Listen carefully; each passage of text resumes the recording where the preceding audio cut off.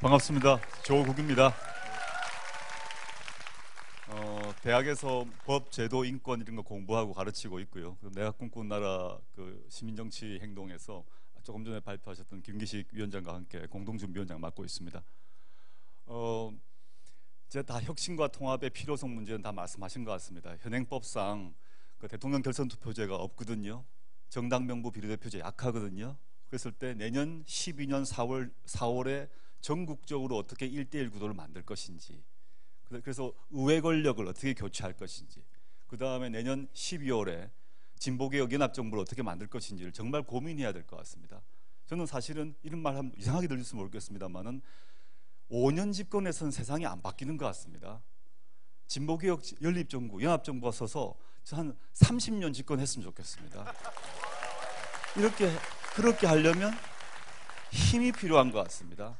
똑똑한 한 사람, 연설 잘하는 사람이 아니라 우리 사회에 대해서 전체적인 세력 자체가 30년을 어떤 특정 가치를 가지고, 진보의 가치를 가지고 30년을 집권을 해야 제도가 바뀌고 의식이 바뀐다고 믿습니다.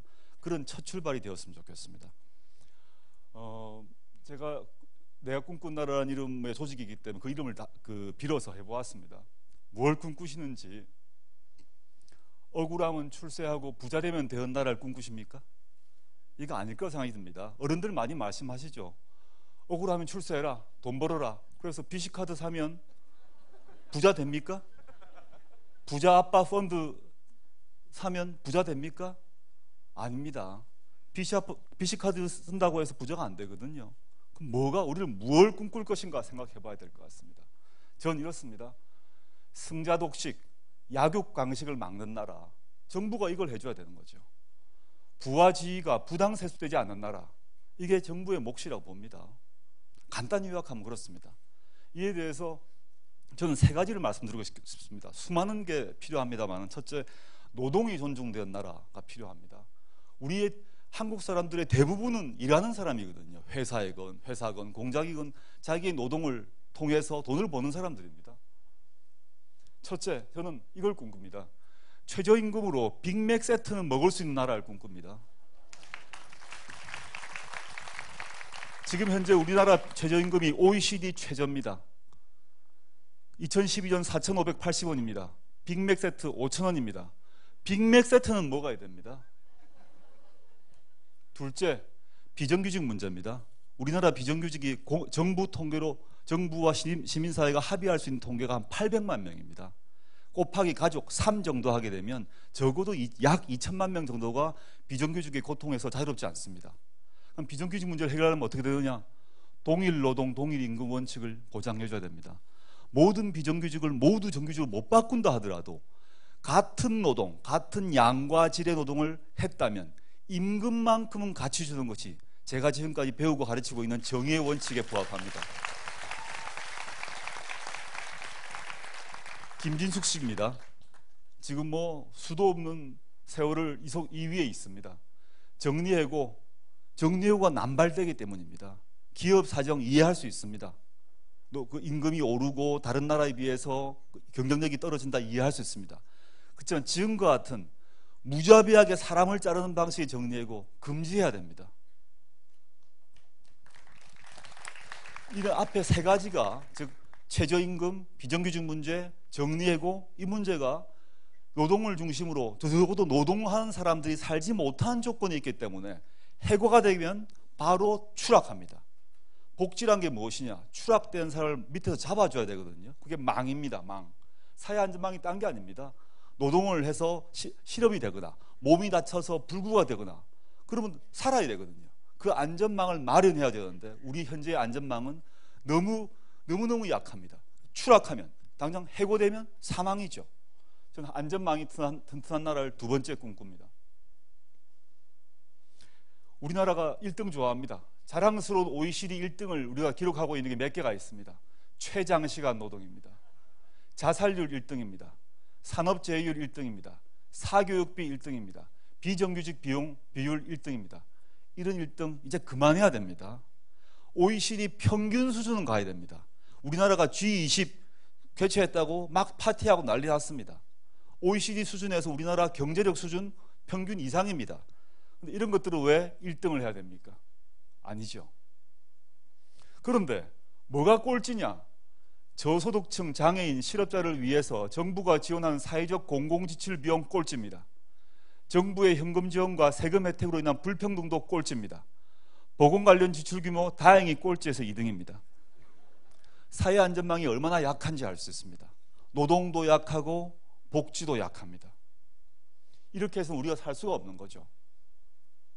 저는 이렇게 생각합니다. 잘 설계된 복지는 피폐한 내수 시장을 살려서 질 좋고 지속적인 성장을 가능케 하는 원동력이라고 봅니다. 몇 조를 퍼부어서 땅을 판다.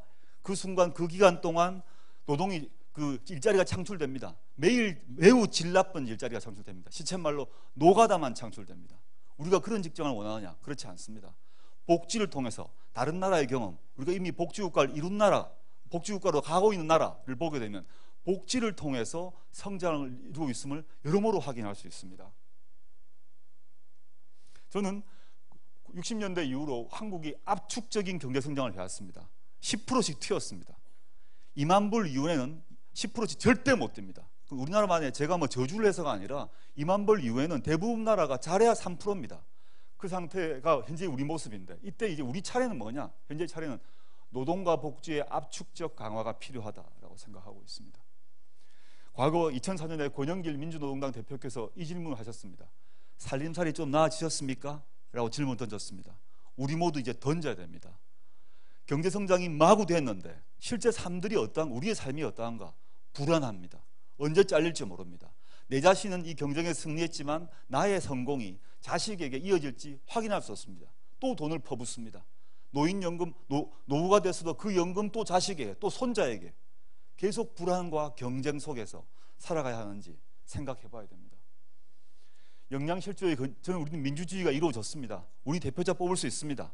그런데 일자리, 교육, 주거, 노후 문제는 여전히 불안합니다. 이 문제를 해결하는 것이 향후 2014년 수립되어야 할 그런 진보개혁 정부의 역할이라고 저는 생각합니다.